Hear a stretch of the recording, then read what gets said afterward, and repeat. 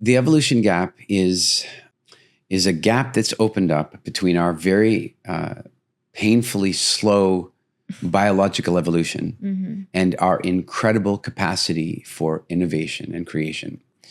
And so biological evolution happens very, very, very slowly and in response to environmental condition. And so a good example of that is that I can look at you and I can tell that you're generally speaking from Northern Europe. I can tell. That doesn't make me a racist. It makes me a realist. I can tell.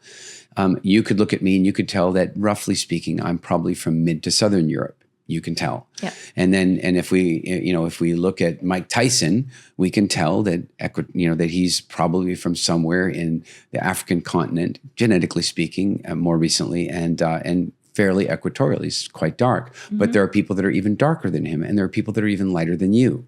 And so what controls all that? Well, the proximity to the sun. If you grow up in Nigeria, if you grow up in equatorial Africa, then you are going to have the darkest of the darkest of the darkest skin, because you needed to produce a significant amount of melanin to protect you from the unbelievable amount of sunlight you were dealing with.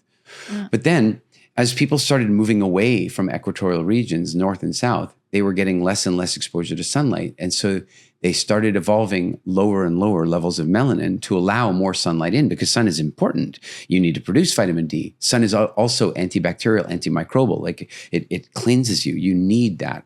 So the further away you move from the equator, the lighter you get. And it doesn't matter whether you're moving north or south.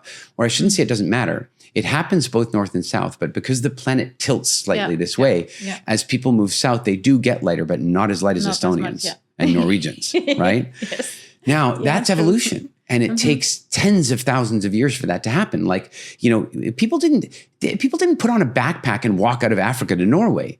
The population slowly expanded there. It took hundreds of thousands of years. And in that hundreds of thousands of years, people, survived better if they were able to let more sunlight in. The ones who didn't died. They got sick and what have you. And so slowly we did that. But now we can get on a plane and we can fly to a part of the planet that has a level of sun that our ancestors haven't seen for 500,000 years. And we wonder why the sun is harmful to us.